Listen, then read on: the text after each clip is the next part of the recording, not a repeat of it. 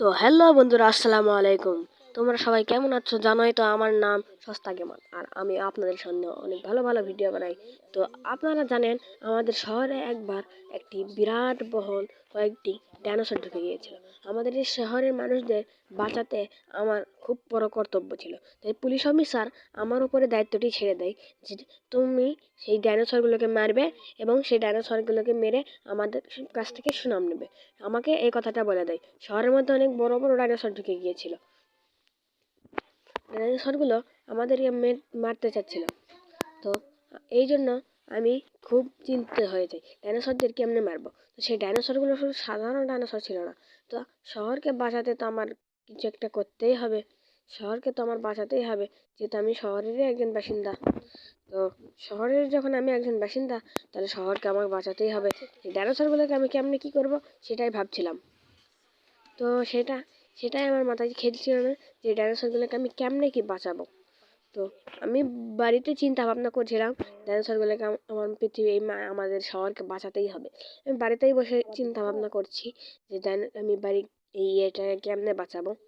তো আমি বাইরে যাচ্ছি আবার যাচ্ছি না, কারণ আমার মনে হচ্ছে যে ডাইনোসরগুলোকে আমার এই শহরটাকে বাঁচানো অত সহজ মনে হবে না।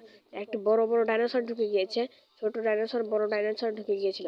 আমি বাইরে গিয়ে দেখতে পাই যে সেখানে বড় বড় ছোট ছোট ডাইনোসর, আমি একটা ছোট্ট একটা ডাইনোসরকে দেখতে পাই, আর কয়েকটা দুটো বড় বড় ডাইনোসরও দেখতে পেয়েছিল। তো সেই ডাইনোসরগুলোকে আমাকে মারতে হতো। সরকার এই জন্যই তো আমাকে মারতে বলেছে।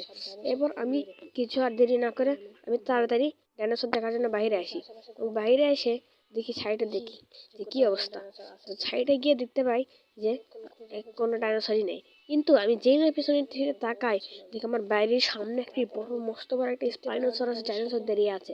এটা দেখে আমার মাথা ঘুরে গিয়েছে যে আমি কি করবো এখন। আমি ছটপট গাড়ি নেই, আমার গাড়ি ছিল। আমি ওই ডাইনোসরকে মারার জন্য যত তাড়াতাড়ি সম্ভব ছটপট আমি আমার গাড়িকে নেওয়ার জন্য চেষ্টা করি। তো আমি আমার গাড়ির কাছে আসি এবং যত তাড়াতাড়ি সম্ভব আমি আমার গাড়িকে নিয়ে নিই। তো এই গাড়ি নেওয়ার পর আমি আমার গাড়িকে নিয়ে চলে যাই বাইরে। তো আমার যে গাড়ি যখন নেই, গাড়ি নিয়ে যখন বাইরে যাচ্ছিলাম, তখন সেই ডাইনোসরের আনাগোনা ছিল না। তারপর আমি বুঝতে পারি সে ডাইনোসর কই গিয়েছে। তারপর আমি গাড়ি নিয়ে ছটপট খুব তাড়াতাড়ি ডাইনোসরের গাড়ির সাথে লেগে আমার গাড়িটার দরজা খুলে দিয়েছিল গাড়ি খেয়ে। তো আমি গাড়ি নিয়ে খুব তাড়াতাড়ি উপরে উঠে দেখি দুটি ডাইনোসর বিল্ডিং এর মধ্যে ঢুকে গিয়েছে। আমার ডাইনোসর গুলোকে মারতেই হবে। আমি খুব তাড়াতাড়ি নেমে গেলাম ডাইনোসর থেকে। কি তারপর আমি সেই ডাইনোসর গুলোকে মেরতে শুরু করলাম। তারপর আমি একটা একটা করে ডাইনোসর মারতে শুরু করলাম। প্রথম ডাইনোসরটাকে আমি দুইবার মিসাইল লঞ্চার দিয়ে শুট করে দুইটা মেরে দিলাম। তো প্রথম একবার মেরে দিয়েছি, কিন্তু ডাইনোসরটি মরল না। আরেকটা মেরে দিলাম, তখন ডাইনোসরটি মরে গেল। তারপর আমি অন্য একটি ডাইনোসরকে শুট করলাম, কিন্তু সেই ডাইনোসরটিকে লাগলো না। তারপর আমি ছটপট আমার মিসাইল খুব তাড়াতাড়ি আমি আমার গাড়ির কাছে গেলাম, এবং গাড়ির কাছে গিয়ে আমি খুব তাড়াতাড়ি গাড়িতে উঠে পড়লাম। কারণ এখন আমার কাছে একটাই উপায় ছিল, তার হচ্ছে সেই ডাইনোসরটিকে মারা। আর সেই ডাইনোসরটিকে মারার জন্য আমার অবশ্যই সেই ডাইনোসরের কাছে যেতে হবে, আর খুব তাড়াতাড়ি করতে হবে, কারণ আমার কাছে বেশি সময়ও ছিল না।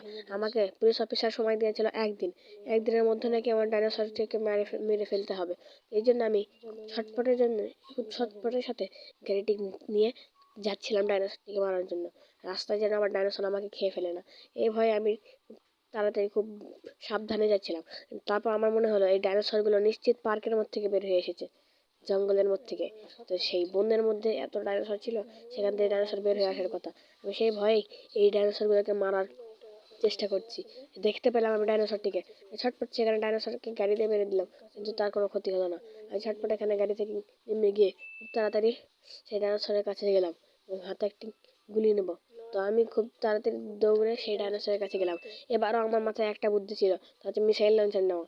তো আমি এই বুদ্ধিটাই কাজে লাগালাম। আমি এসে দেখি ডাইনোসরটা ওখানে দাঁড়িয়ে আছে। আমি খুব তাড়াতাড়ি যে করেই সম্ভব মিসাইল লঞ্চার নিয়ে নিলাম, এবং মিসাইল লঞ্চার আমার ব্যাগ থেকে বের করে খুব তাড়াতাড়ি ডাইনোসরটিকে গুলি মেরে দিলাম। কিন্তু ডাইনোসরকে গুলি গিয়ে লাগলো না, ভুলবশত একটা বিল্ডিংয়ে লেগে গেল। কিন্তু তারপর আমি খুব সাবধানের সহিত গেলাম ডাইনোসরটিকে মারার জন্য। আমি দৌড়ে দৌড়ে অনেক ডাইনোসরের কাছে গেলাম।